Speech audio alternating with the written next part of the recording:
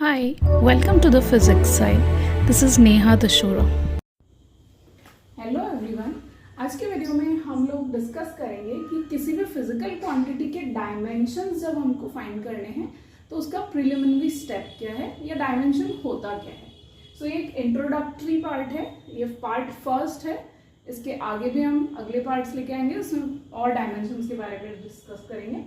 सो finding dimensions के introduction में सबसे पहले ये 7 बेस क्वांटिटीज हैं, क्योंकि किसी भी फिजिकल क्वांटिटी के डायमेंशंस जो होते हैं वो इन 7 बेस क्वांटिटी की फॉर्म में ही लिखे जाते हैं ऑलवेज।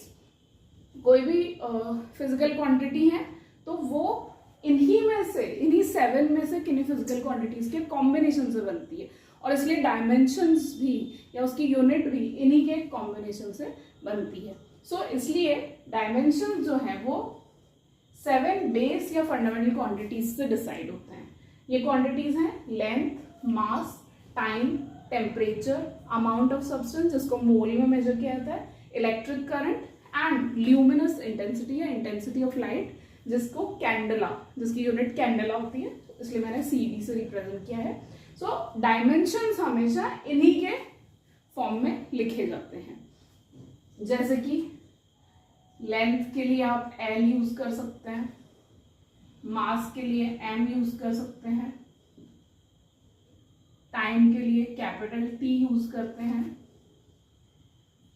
टेम्परेचर के लिए हम केल्विन यूज कर सकते हैं, अमाउंट ऑफ सब्सटेंस के लिए डायमेंशन मोल यूज कर सकते हैं, इलेक्ट्रिक करंट के लिए उसकी यूनिट एम्पियर, और जो कैंडला है उसके लिए हम जो डायमेंशंस यूज करते हैं वो है सीडी। सो ये हमारे डायमेंशंस हो गए। तो डायमेंशंस का बेसिकली मीनिंग होता है कि किसी भी फिजिकल क्वांटिटी की यूनिट का रिप्रेजेंटेशन, लेकिन उस यूनिट को हमें बेस क्वांटिटी के फॉर्म में रिप्रेजेंट करते हैं। यही है डायमेंशंस का मीनिंग। कि जैसे कि एक एग्जांपल लेते हैं कि अगर आपको हाइट के डायमेंशंस लिखना है, एक तो डायमेंशंस को हमेशा हमें स्क्वायर ब्रैकेट में शो करना होता है, तो हाइट है उसका सिंबल और उसके दोनों स्क्वायर ब्रैकेट लगा दिए। अब हाइट क्या है? हाइट एक तरह की लेंथ है, उसकी एसआई यूनिट मीटर है, तो डायमेंशन उसके हो जाएंगे L। ठीक है, तो इस तरह से। या अगर हमें मास के डायमेंशंस लिखने हैं, जैसे मैंने यहां लिखा M, तो इस तरह से हम किसी भी फिजिकल क्वांटिटी के डायमेंशंस लिख सकते हैं। तो बेसिकली इसमें होता क्या है कि हमको जब भी किसी के डायमेंशंस लिखने हैं तो डायमेंशन में से इन्हीं में से किसी की पावर्स हमें शो करनी है। जैसे अगर मुझे एरिया के डायमेंशंस लिखने हैं तो वो मीटर स्क्वायर होता है। ठीक है, एरिया की यूनिट मीटर स्क्वायर होती है, तो meter square means square of length, तो इसके डायमेंशन हो जाएंगे L2। ठीक है, so basically we are writing the unit, हम उस क्वांटिटी की यूनिट लिख रहे हैं, लेकिन बेस क्वांटिटीज या फंडामेंटल क्वांटिटीज के टर्म्स में लिख रहे हैं, उनकी पावर्स के हिसाब से लिख रहे हैं। अगर हमको वॉल्यूम के डायमेंशंस लिखने हैं तो वॉल्यूम की एसआई यूनिट क्या होती है? वॉल्यूम की एसआई यूनिट होती है मीटर क्यूब। ठीक है, तो मीटर क्यूब मतलब लेंथ का क्यूब हो गया, उसके डायमेंशन हो जाएंगे L3। सो ये होता है, ये इस तरह से हम क्वांटिटीज के डायमेंशंस लिखते हैं। अच्छा, अल्टरनेटिवली इसको लिखने का एक और कॉमन मेथड है M0 L1 T0, ऐसे भी इसको लिखा जाता है।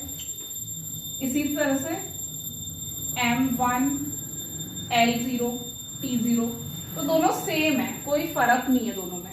बिकॉज क्या होता है कि जो मास है, टाइम है और लेंथ है, मास, लेंथ एंड टाइम, ये सबसे कॉमनली यूज्ड क्वांटिटीज हैं, ये सबसे कॉमन क्वांटिटीज हैं, तो इसीलिए इनको सबसे ज्यादा डायमेंशनल ब्रैकेट्स में लिखा जाता है। तो जब इनका प्रेजेंस नहीं है तो इनकी पावर 0 है, और पावर 0 को हम यहाँ लिखेंगे तो भी चलेगा, नहीं लिखेंगे तो भी चलेगा, और लिख देंगे और पावर 0 लगाएंगे तो भी बात एक ही है। So both are the same here, इन दोनों का सेम मीनिंग है। इसी तरह से एरिया के लिए भी हम लिख सकते हैं M0 L2 T0, एरिया के डायमेंशंस। एंड वॉल्यूम के लिए लिख सकते हैं m0, L3 एंड T0। तो इस तरह से कुछ बेसिक डायमेंशंस मैंने आपको लिख के बताए हैं, और ये इसलिए मैंने लिखा है, मैंने ये समझाना चाहती हूँ कि डायमेंशंस का मतलब क्या होता है। डायमेंशंस लिखने का मतलब होता है कि किसी फिजिकल क्वांटिटी की यूनिट को बेस यूनिट्स या बेस क्वांटिटी के टर्म में, बेस क्वांटिटी की पावर्स के टर्म में रिप्रेजेंट करना, इसी को कहते हैं dimensions. So this was the first part of finding dimensions. आगे के नेक्स्ट पार्ट में हम लोग ऐसी टेक्निक सीखेंगे जिससे आप किसी भी फिजिकल क्वांटिटीज के डायमेंशंस फाइंड कर सकते हैं। So stay tuned for the next part. That's all for today. Thank you. Thank you for watching. Please don't forget to subscribe.